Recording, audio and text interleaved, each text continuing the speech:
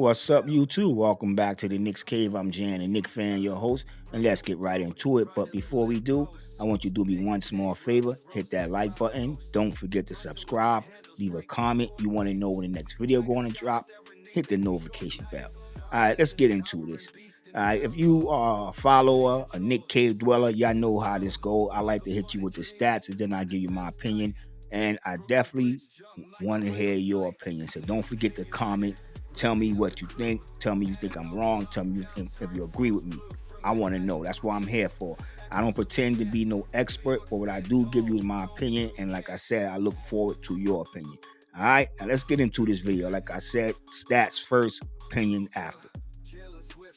All right, the Knicks key players for this game would be Jalen Brunson.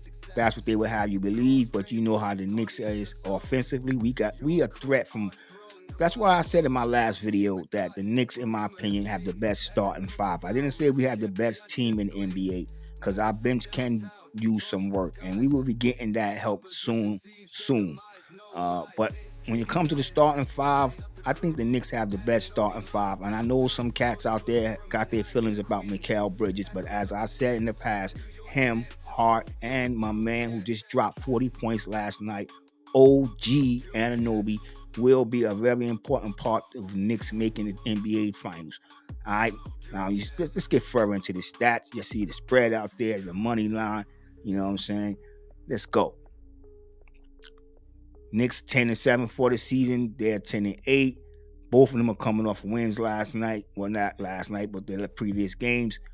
In their last 10 games, the Knicks are 7-3. Why are we complaining? You know what I'm saying? We are looking very good at this time of the season. They are 5-5 in their last 10 games. This will be playing in their arena, the American Airlines Center, Dallas, Texas. Watch it on ESPN or MSG, whatever channel you got. Make sure you watching. You're gonna see something special from the Knicks. This is my opinion. I think the Knicks gonna come out with, like I said, let me just hit you with these stats before I give you my opinion. I think it's gonna be a good night for the New York Knicks. Let's just say that. All right. Injuries, Mackler, we ain't see him play all season, and I'm not gonna lie to you, I can't wait to see that young fella play. Mitchell Robinson, we're not expecting him back into what, December, January. In one of my videos, I said knowing Mitchell Robinson, it just might be February. Precious Achua, I still out with that hamstring. He should be back. I was hoping he'd be back before Thanksgiving, but I think he'll be back before Christmas. Tell me what y'all think about Precious Achua. Do y'all think he will be back before Christmas? Before, you know what I'm saying? It will be a present for the New York Knicks fans. Now, when we go over to the injuries for the Dallas Mavericks, you got Klay Thompson. He's suffering for the big PF, that platys fasciitis. Then you got Quentin Grimes, game time decision. He didn't play in the game against the Hawks. I don't know the illness, so I ain't gonna get in too deep. When you got Lively, another game time decision, not COVID related, because you see a lot of illness. Because as I hit a little note before I started this video, Kyrie Irving is questionable for this game. He have an illness, so it's some type of bug probably floating around in that organization on that team. Then you got Exum, he's out, and we know Luka out with the sprained wrist. So the Knicks still can't sleep on this team because they still have, well, in the last game, they still had um, 6 players who scored in double figures. Players like Dinwiddie, we're going to have to watch. He can get hot at any moment. Then you got Hardy. I like the young kid. What is his third or fourth year now in the league? And I was very interested in him coming out of out of the draft. I was hoping the Knicks had a chance to get him, but it wasn't, so. Um, PJ Washington had 11 points in that last game. Then when he had 22 in the Hawks. So, like I said, they had 6 players that scored in double digits. So we can't go in there thinking that this is going to be easy. You know what I'm saying? Like we did with the Utah Jazz. The Knicks cannot take this game for granted. Even if Kyrie happened not to play, the Knicks can't take this game for granted. I doubt if he don't play, but I think he will be in the game. And he had what, 32 that last game against the Hawks, 7 rebounds and 6 assists, and he made 6 threes in that game. And then when he added 4 threes, so this is another reason when y'all hear me talk about Tom Thibodeau's system, that style of defense, why I get worried because a team like this, and granted, Denver was, I think, ranked third in 3-point shooting, and the Knicks did their job. But will it work every night? You know what I'm saying? And Kyrie, he can have an off first half and then just explode in that second half of the game. Y'all know this. Excuse me. We all know this about that kid. All right, let's see how these two teams matched up. Then I'm gonna give you my opinion, and then I want y'all to hit me in the comments and tell me what y'all think. All right, let's get into it. All right, the Knicks are currently fourth in scoring, 119 points per game. They are eighth at 116 pace. The Knicks are not last. That's we still down there low in the pace, 27th, you know what I'm saying? But we not last. Last year we was last in pace. Let's be real. They are 14th in the pace, so they really like to get up and down in court. We all know that's because of Kyrie and that ball handling. He's just an explosive player. Let's be real. Field goal percentage, the Knicks are second in the league, shooting 50%. 50%. They are seventh at 48. When it comes to 3 points made, we are 10th at 14.5 threes per game. They make 12. They're tied at 21st.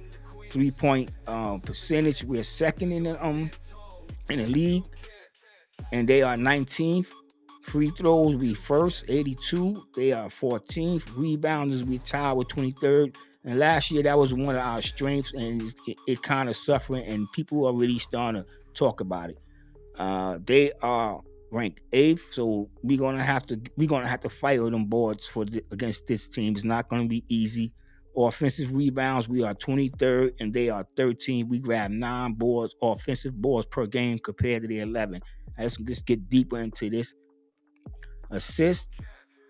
Come on, this can't be right. That's percentage. This can't be right with the New York Knicks. That 45 point, that 45 assist game did that.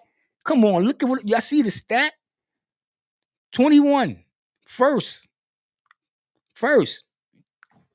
Am I reading it wrong? Hit me in the comments. You know what I'm saying? Because I've been complaining about the New York Knicks in this department, getting busy with the stats, and Jalen Brunson has been doing work lately. We said we wanted a point guard, and we got a point guard, a scorer, a passer, a felicitator. We got, man, this could be the New York Knicks year. I'm just telling you like that. You know what I'm saying? I'm still gonna give you my opinion about this game, so just bear with me, y'all, because we still on the stats. All right, so when you look at the steals, the Knicks are 28th, which is a good thing in my opinion. You know what I'm saying? Only turning the ball 6.9 times over a game, where they are 19th, so we should be able to get some steals. Turnovers, we turn the ball over 11 times, which give us first. So we will be taking care of that ball. They're eighth at 12. True shooting percentage. The Knicks are second with 61.2. And you see them at 14. Efficient field goal. Just running down the line. Just let y'all soak that in. Soak it in. New York Knicks are looking real good right now. I know everybody's still talking about Boston. Cleveland is doing work.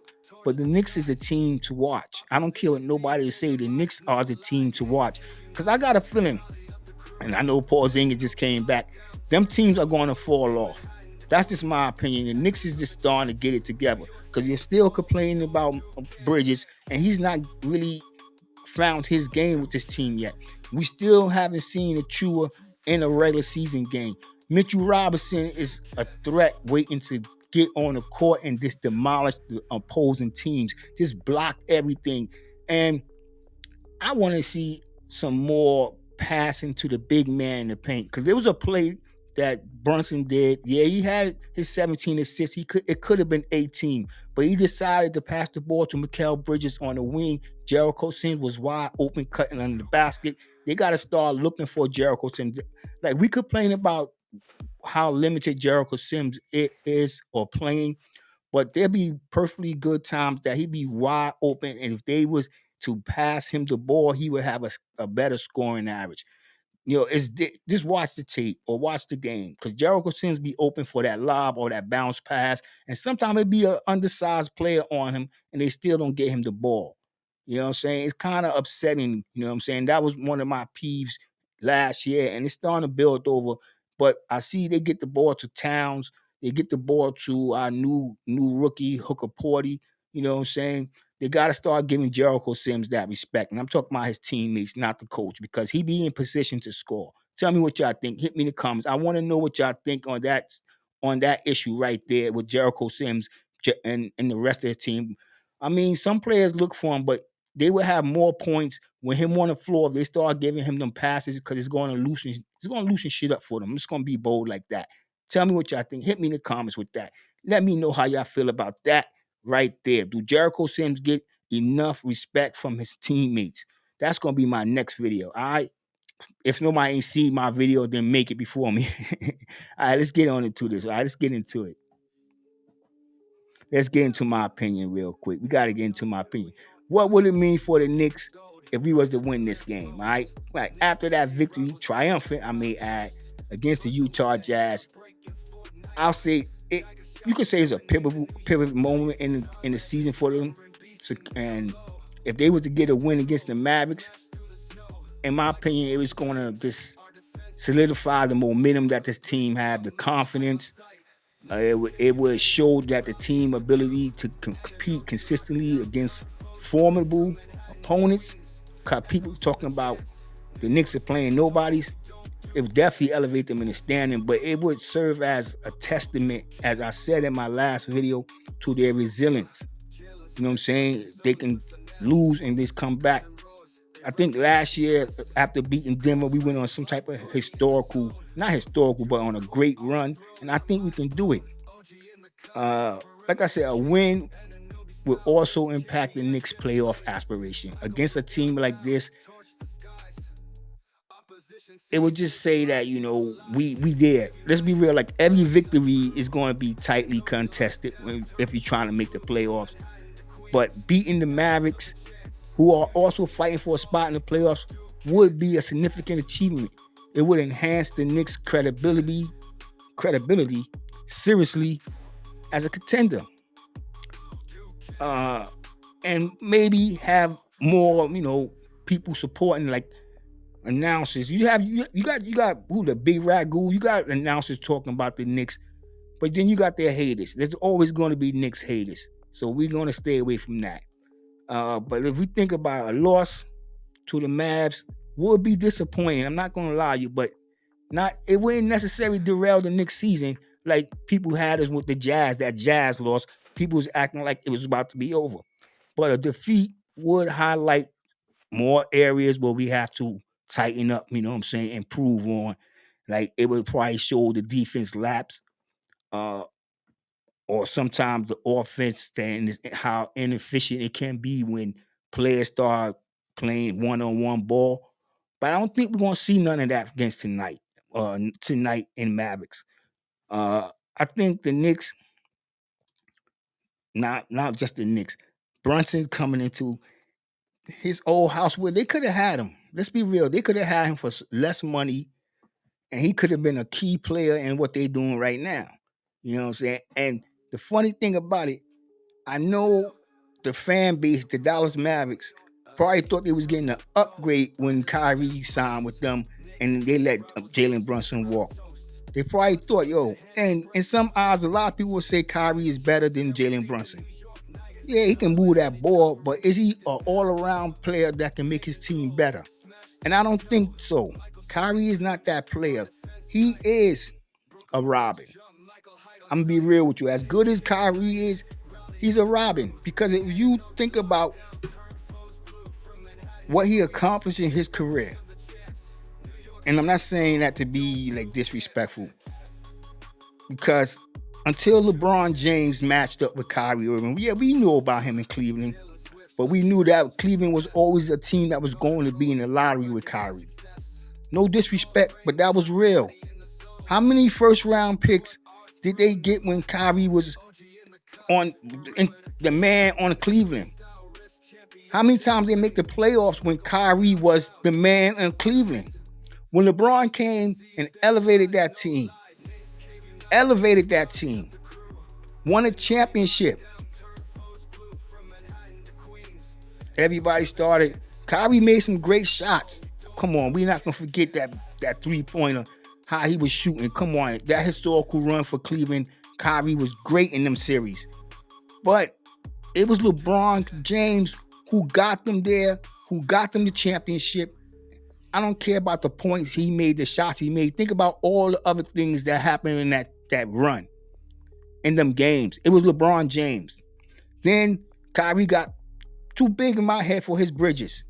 You know what I'm saying? That elevated, them games, LeBron James elevated Kyrie Irving into a superstar. I don't care what nobody say. He elevated him into a superstar. And then what he do? You know what I'm saying? Bron's left first year. No, Bron didn't leave first. He left Bron. You know what I'm saying? I forget. But y'all know the scenario. What did he do? He go to Boston. Now, he had two budding stars, and Tatum and Brown. And he couldn't lead them guys to a championship because of ego. Now, I grant you this. The ego thing seems has to moved on from Kyrie because that come with age and with lessons, because he got taught a lesson. You know what I'm saying? He was a talk of a town. We're not going to get into his flat world, and we're not going to get into the code with none of that. But just his mentality, it got highlighted. You know what I'm saying? And we seen the type of person he was other than the player he was on the court. And I know I'm making this all about Kyrie, but Kyrie, if he play, he's going to be out there. He's going to be the man. He's going to be the guy that's leading the Mavericks. But if he's not out there, the Knicks cannot take this game for granted, because Dinwiddie is going to be looking to make his move. Washington, a player who I thought the Knicks should have made a move before Dallas got their hands on. Marshall, like I said, they still have players that can play. So the Knicks cannot take this team for granted like they did Utah. I don't care what nobody say. They thought that was going to be an easy game in Utah, and it wasn't. This game right here, like I said, it wouldn't hurt us if we lost. It would show us that where we still need to improve. But what I'm expecting, if we come out with this victory, it will also give us the recognition that the Knicks need as a contending team. Tell me what y'all think. Once again, tell me what y'all think. Hit me in the comments. Let me know how y'all feel about this game. Let me know how y'all feel about the New York Knicks season moving forward. Do y'all think we are a contending team, or do you think we pretending? All right, win or lose, I still think the New York Knicks is a contending team. And I'm talking about this game. I'm not talking about the season. All right, y'all. With that being said, y'all already know how I feel. I want everybody to be safe, be healthy, God bless, and peace.